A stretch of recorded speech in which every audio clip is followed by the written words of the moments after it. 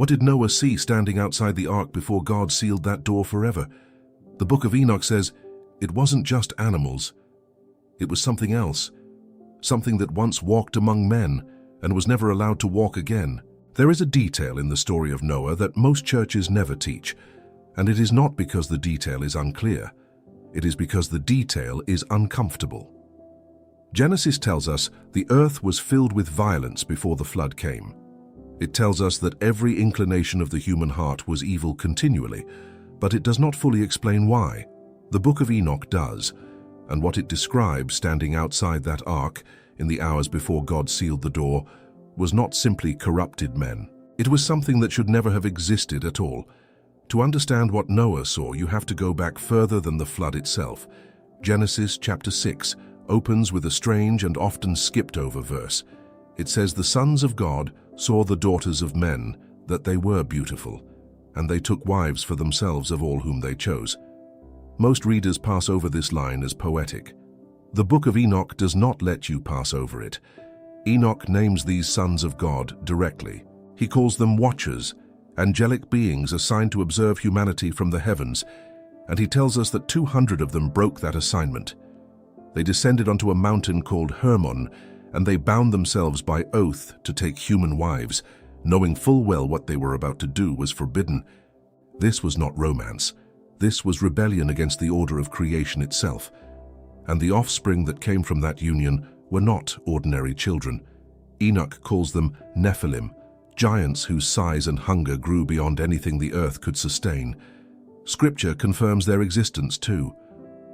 Numbers chapter 13 speaks of the Nephilim, describing men who made Israelite spies feel like grasshoppers standing beside them. These were not myths passed down for entertainment. These were beings who walked the same ground Noah walked, who breathed the same air his family breathed, and who consumed everything around them without restraint. Enoch describes what happened next in language that is difficult to read comfortably. The giants, born of angel and human, began to devour the resources of the earth. When the harvests could no longer feed them, Enoch says they turned against mankind, devouring people to satisfy their hunger. They consumed birds, beasts, reptiles, and fish, and still it was not enough. The text says they began to consume one another's flesh and drink blood. This is the corruption Genesis speaks of.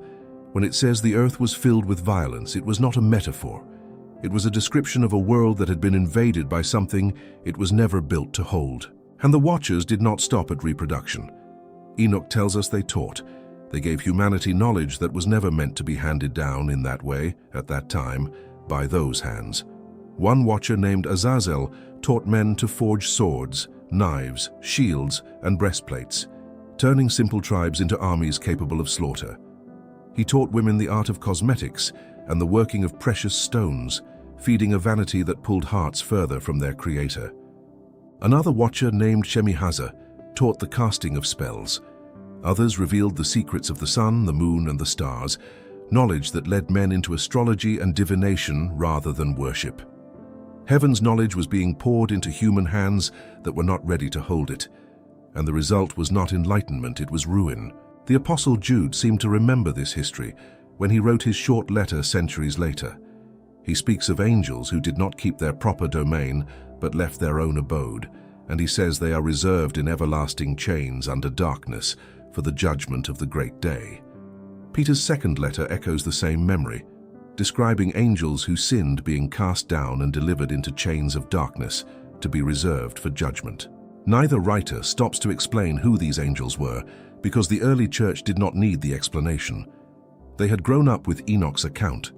Only later generations, removed from that shared memory, would read those verses and wonder what event the apostles were even referring to. This is the world Noah was born into. Not a peaceful garden slowly drifting into sin, but a battlefield where the boundary between heaven and earth had been broken open, where giants walked among ordinary families, where violence was not the exception, but the daily condition of life. Genesis says Noah found grace in the eyes of the Lord, and Enoch helps us understand what that grace meant. It meant Noah was one of the very few human beings left whose bloodline, whose household, and whose heart had not been swallowed by what the watchers unleashed. The Hebrew phrase used for Noah is that he was perfect in his generations, a phrase some ancient rabbis and scholars connected not only to his moral character, but to the purity of his lineage in a world where that purity had become rare. So when God instructed Noah to build the ark, he was not simply preparing a rescue from rising water. He was preparing to remove one family from a world that had become unrecognizable, a world where the line between human and something else had been deliberately erased. Every board Noah nailed into place, every animal he gathered 2 by 2, was happening under the watch of beings who had caused this collapse in the first place, beings who were still walking the earth as the flood approached, beings whose fate had already been sealed by a decree from heaven that Enoch records in chilling detail. And that decree is where the next part of this story becomes almost unbearable to imagine, because what happened to the Watchers and to the giants they created in the days the ark's door was closing is described in Enoch with a specificity that Genesis never gives us.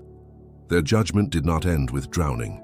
It began with something else entirely. If this is the first time you are hearing this side of Noah's story, this channel exists to keep uncovering the parts of Scripture that institutional teaching leaves in the shadows. Subscribing costs nothing, and it means you will not miss what comes next, because this story only gets heavier from here. And if the depth of what you just read moved something in you, I want you to know this is only a fraction of what the Book of Enoch actually reveals. We put together a fully illustrated guide, the Forbidden Book of Enoch, that walks through the Watchers, the Nephilim, and the world before the flood in a way that lets you sit with these images and these truths far longer than a video allows. It is pinned in the first comment below, and if your spirit is hungry for more of this, it is waiting for you there. The judgment against the Watchers did not come as a surprise to them. Enoch tells us they knew it was coming, and that knowledge terrified them long before the rain ever started falling. In one of the most striking passages of the text, the fallen Watchers approach Enoch himself and beg him to write a petition on their behalf, asking that their pleading be carried up to heaven, hoping that somehow mercy might still be found for what they had done. Enoch agrees, writes the petition, and falls into a vision where he sees the response before he even delivers it. The answer is not mercy, it is a sentence, and it is final. God commissions 4 archangels to carry out this sentence, and each one is given a specific task tied directly to the specific crime that had been committed. Raphael is sent to bind Azazel, the Watcher, who taught men the making of weapons and the corruption of adornment. He is bound hand and foot and cast into darkness, into a desert place called Dudael, where a hole is dug for him, and rough, jagged stones are placed over him, so that he lies in darkness forever, his face covered, so he cannot even see the light he once had access to. Gabriel is sent against the offspring of the Watchers, the giants born of that forbidden union, and he is instructed to set them against one another, so that they perish by their own hands in mutual destruction. Michael is sent to bind Shemihazer and the Watchers who conspired with him, condemning them to 70 generations bound beneath the earth, until the final judgment, when they will be led away into the fire. And this is where the story begins, folding directly into what Noah himself experienced. Because before Michael's sentence is even finished being spoken, God gives a second instruction, one meant for Noah specifically. Enoch records that God tells Sariel, sometimes rendered Uriel, to go to Noah and warn him of what is coming, to tell him to hide himself, for a flood is about to cover the whole earth and destroy everything on it. This detail matters more than it first appears. It means Noah's warning was not simply a random act of divine mercy handed down in isolation. It was tied directly to the judgment against the Watchers. The flood was not only cleansing humanity's violence, it was the mechanism God chose to finish what the archangels had started, to remove the giants from the earth entirely, to close the door on an experiment in corruption that had gone further than heaven would allow. This is why the timing in Genesis makes so much more sense once you read it beside Enoch. Genesis 6 moves in a sequence that seems abrupt on its own. First, the sons of God take wives, then the Nephilim are on the earth, then almost immediately God declares that his spirit will not strive with man forever and sets a limit of 120 years.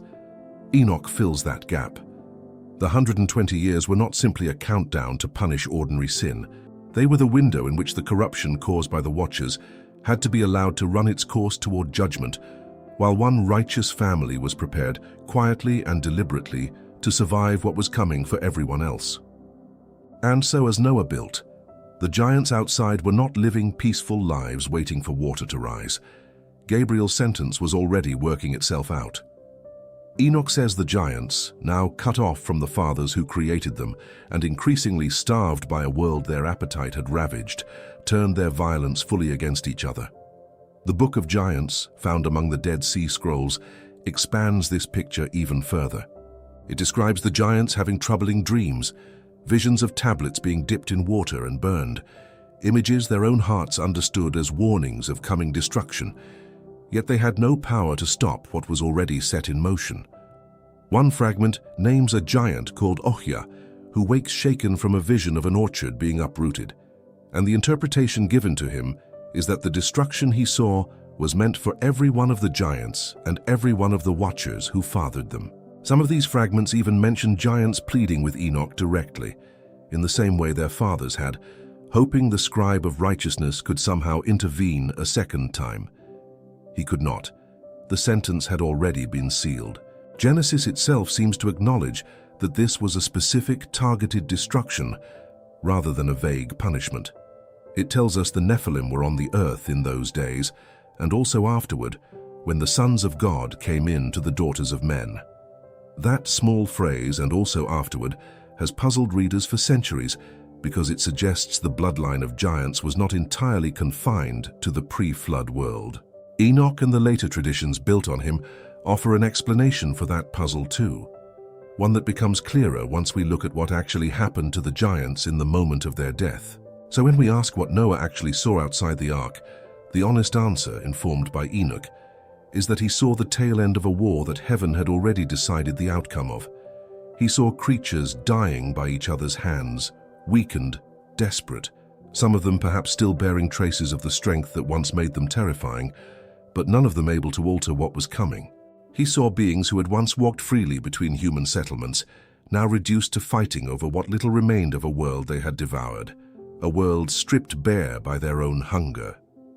The door of the ark was not simply closing on rising water. It was closing on the final days of a species that heaven itself had already condemned. But there is a detail in Enoch that takes this even further than physical death, a detail that explains why so many later cultures, so many ancient traditions completely unconnected to Israel, describe encounters with spirits that seem neither fully human nor fully divine. Because according to Enoch, when the bodies of the giants died in that final judgment, whatever it was that had animated them did not simply vanish along with the flesh into the mud and the wreckage below. Something remained. Something that the floodwater could not touch, and that something is where this story becomes far stranger than most people are prepared for. Enoch is specific about what that something was. He writes that the spirits which went forth from the bodies of the giants at the moment of their death did not ascend to any place of rest, because they were never fully human and never fully angelic to begin with. They were a hybrid the created order had no category for, and so when the flesh that housed them was destroyed, the spirit inside had nowhere to go. Enoch calls these remaining spirits evil spirits, and he says they would roam the earth causing corruption, silently without bodies until the day of the great judgment.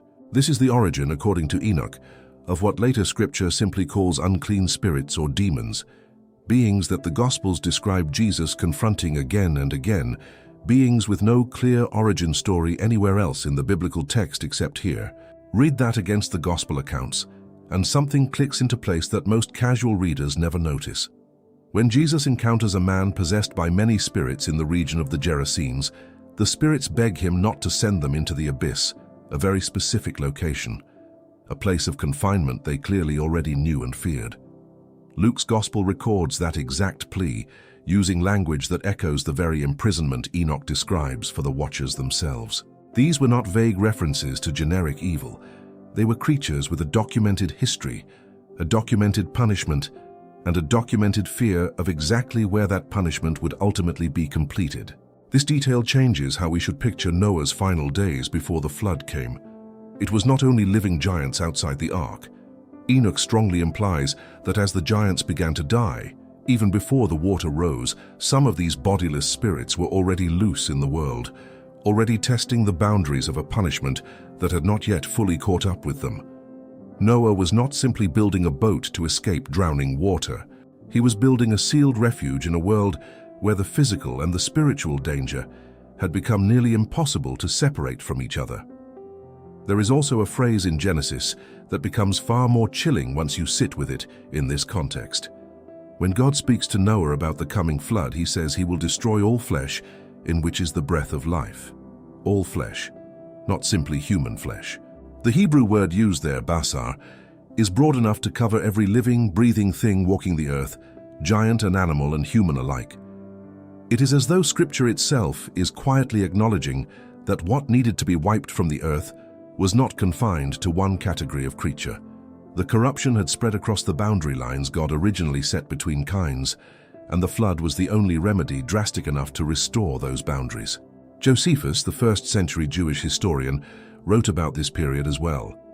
And though he wrote centuries after Enoch, his account preserves traditions that were clearly still circulating among Jewish communities in his time. He described the offspring of these unions as men of reputation, strong in body and violent in disposition, trusting in their own strength to the point of despising God entirely. He connects their arrogance directly to the corruption that brought the flood, treating it not as legend, but as recorded history, the same way he treated the reigns of kings and the outcomes of wars. For a historian writing to a Roman audience, an audience that had no religious stake in defending Israel's scriptures, this was not spiritual flourish added for effect.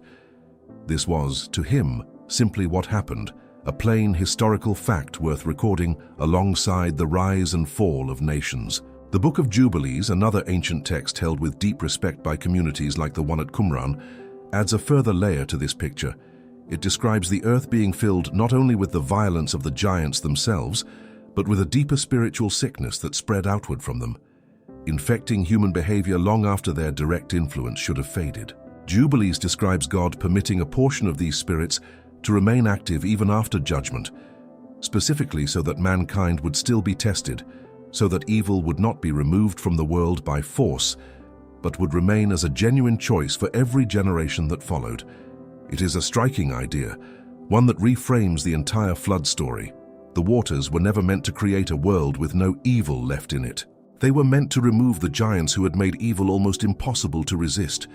And this is where Noah's own righteousness becomes something far more remarkable than simple obedience.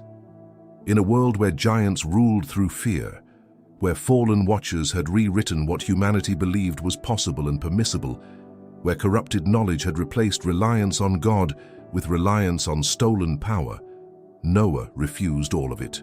Genesis calls him a preacher of righteousness, a phrase Peter's second letter repeats directly, confirming that even generations later, the memory of Noah standing against his entire culture had not faded.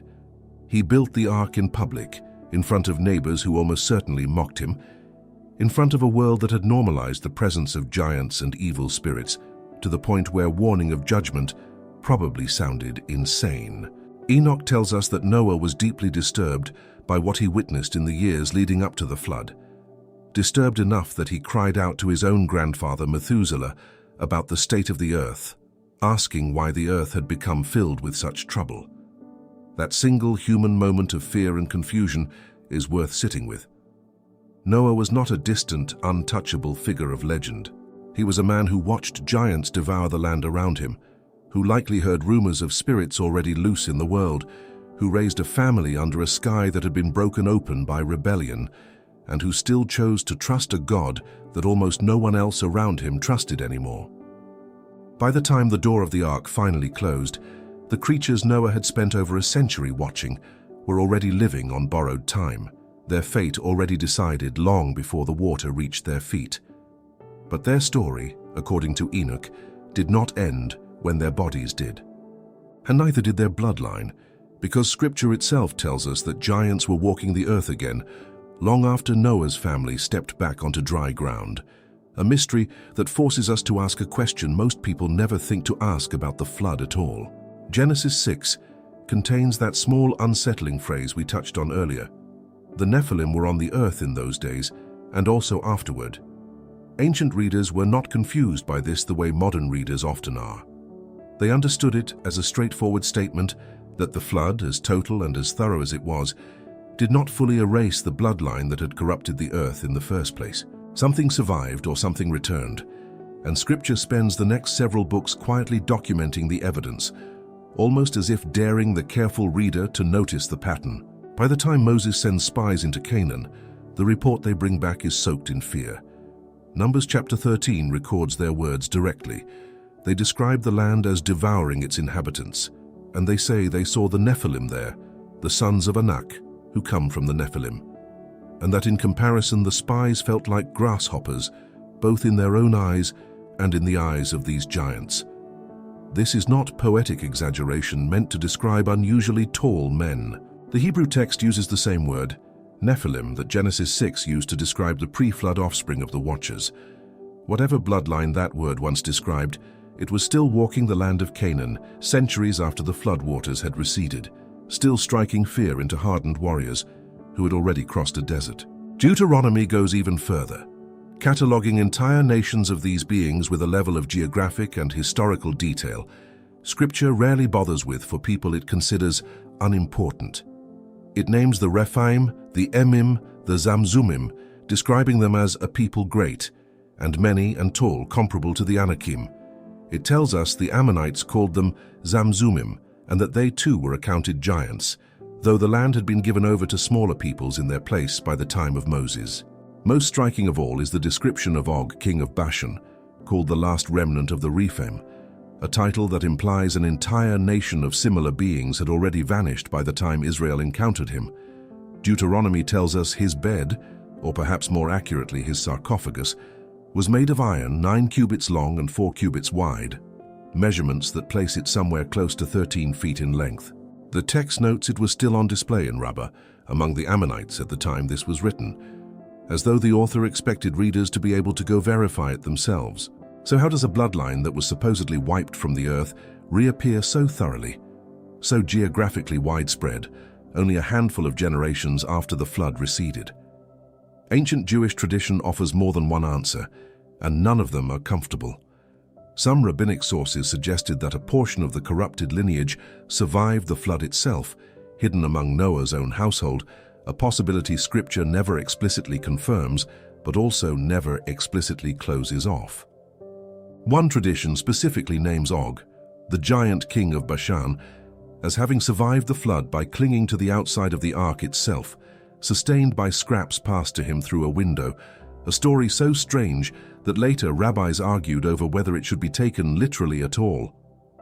Other traditions, echoed later in certain strands of Enochic literature, proposed something even stranger, that a second and smaller incursion of Watchers occurred generations after the flood, unwilling or unable to accept that the boundary between heaven and earth had been permanently resealed.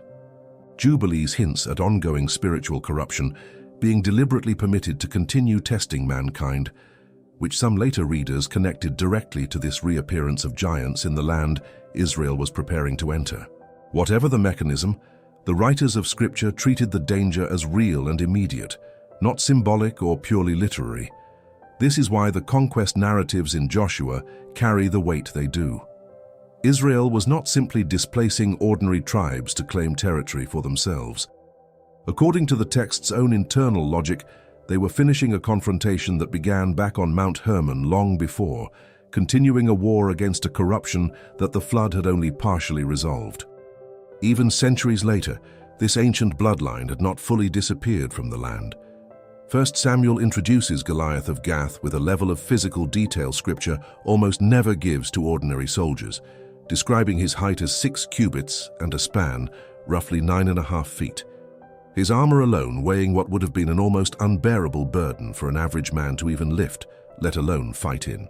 2 Samuel later mentions other giant warriors from Gath, brothers or descendants of the same lineage, one of them possessing 6 fingers on each hand and 6 toes on each foot. A small physical detail modern readers often skip past, but ancient readers would have recognized instantly as another echo of something not fully human. Archaeology has offered its own quiet corroboration to this pattern of ancient memory, even if it cannot prove bloodlines directly. Sites like Baalbek in modern Lebanon feature foundation stones so massive some estimated at 800 tons or more, that modern engineers still debate how ancient builders without modern cranes could have moved them into place. Local tradition for centuries connected Baalbek to the era of Noah and the age of the giants, calling it a city built before the flood by beings far stronger than ordinary men, long before any modern historian assigned it a Roman-era construction date for its visible temple ruins. Whether or not that oldest tradition holds any literal truth, its persistence across so many centuries, so many unrelated cultures repeating remarkably similar memories of impossibly large builders in the deep past, is difficult to dismiss as pure coincidence. Similar questions surround sites like Pumapunku in Bolivia and Sacsayhuaman near Cusco, where enormous, precisely cut stones fit together with a tightness that continues to defy easy explanation using only the tools their builders are assumed to have had available. None of these places prove the existence of giants on their own, but they add a strange physical weight to a tradition that Scripture itself refuses to treat as mere legend. What all of this leaves us with is a picture far more unsettling than a single flood story with a clean beginning and a clean ending. It is the picture of a corruption that was judged, restrained, and partially removed but never entirely finished. A corruption whose fullest and final resolution Scripture places not in Noah's lifetime but in a judgment still described even now as yet to come. Jesus himself points directly back to Noah's generation when he describes what the world will look like immediately before his return. In Matthew's Gospel, he says that as the days of Noah were, so shall the coming of the Son of Man be, describing people eating, drinking, marrying, giving in marriage, going about ordinary life completely unaware that judgment was already standing at the door.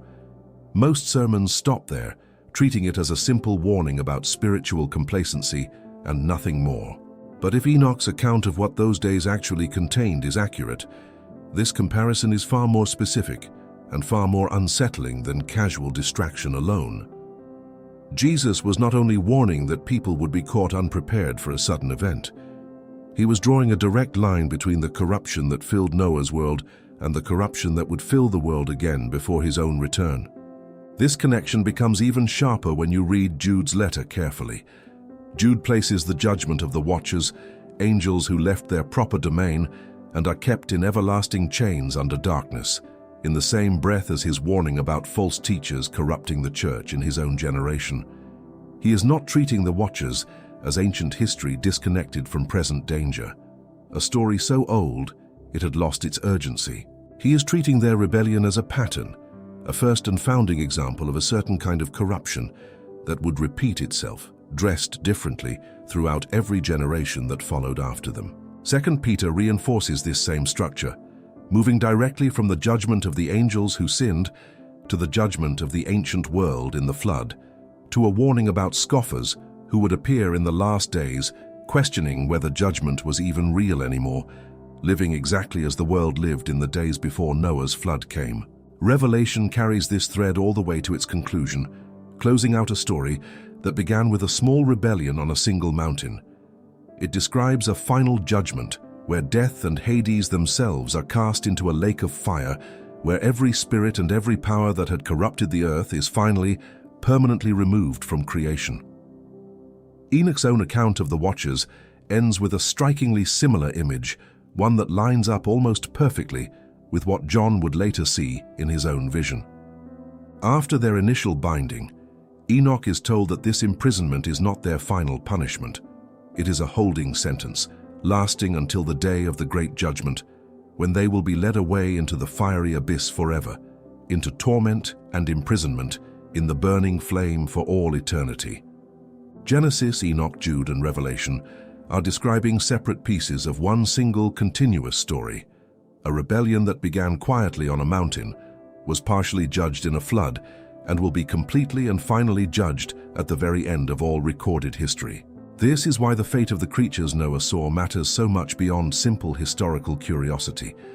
Their punishment was never meant to be understood as closed and finished the moment the ark's door opened again on dry ground. Enoch describes their binding as a kind of waiting room, a temporary confinement holding them in darkness until a court date that had already been set but had not yet arrived.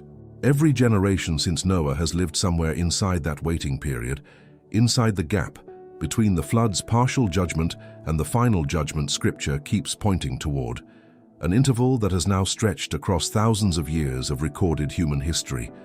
There is something almost merciful hidden inside this structure.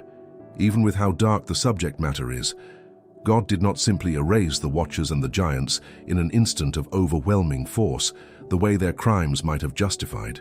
He restrained them, bound them, limited their reach, while still leaving room for one righteous man's family to walk out of the wreckage and start again. The flood was catastrophic, but it was not without mercy woven into its very structure.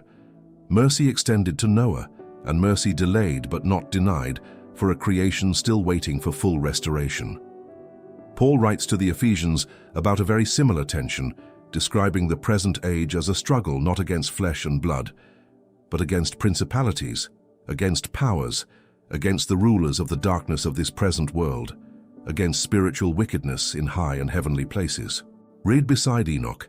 That language stops sounding like a vague spiritual metaphor and starts sounding like a description of an ongoing, unfinished conflict that traces its origin all the way back to Hermon. Modern discoveries continue to stir this ancient memory rather than quiet it. Göbekli Tepe in modern Turkey is a site of massive carved stone pillars dated by archaeologists to roughly 11,500 years ago, predating agriculture, predating pottery, predating almost every marker civilization is normally assumed to require before it can build anything at this scale. Its builders left no writing behind explaining who they were or what they believed, only towering stones carved with animals and abstract symbols that still puzzle researchers today, arranged in circular enclosures whose purpose remains genuinely unknown. Some who study the connection between ancient flood traditions and early monumental architecture point to sites like this as evidence that a sophisticated culture existed and was lost before the timeline modern history typically assumes, a culture whose memory may have survived only in the kind of stories Genesis and Enoch preserved for us across generations of retelling. Yonaguni, the submerged rock formation off the coast of Japan, raises similar questions, its stepped, angular structures sitting underwater in a way that continues to divide researchers over how much is natural formation and how much may be the remnant of something built before the waters ever rose to cover it completely. None of these sites prove Enoch's account point by point, and no honest teacher of this material should claim otherwise. But they keep the door open in a way institutional history often prefers to keep firmly shut. The possibility that the world before the flood held more complexity, more advancement, and more corruption than we have been comfortable imagining. Noah did not simply escape a natural disaster. According to the fullest ancient witness we have, he escaped the final days of a civilization that had partnered with rebellious heaven itself, and he carried the seed of something else through the floodwaters with him: faithfulness, obedience, and ordinary human trust in an extraordinary God, safely through to the other side of judgment. Noah walked out of that ark into a world stripped clean of what had corrupted it, carrying nothing but faith and a family God chose to spare. If this story stirred something in you, that hunger for what Scripture leaves unsaid, our illustrated guide, The Forbidden Book of Enoch, was built for exactly that hunger. It is pinned in the first comment, waiting for you. Thank you for staying with this one all the way through. If it meant something to you, subscribe, like this video, and tell me in the comments which part struck you hardest. There is more waiting for you on this channel, so keep watching, because this world before the flood still has secrets we haven't uncovered yet.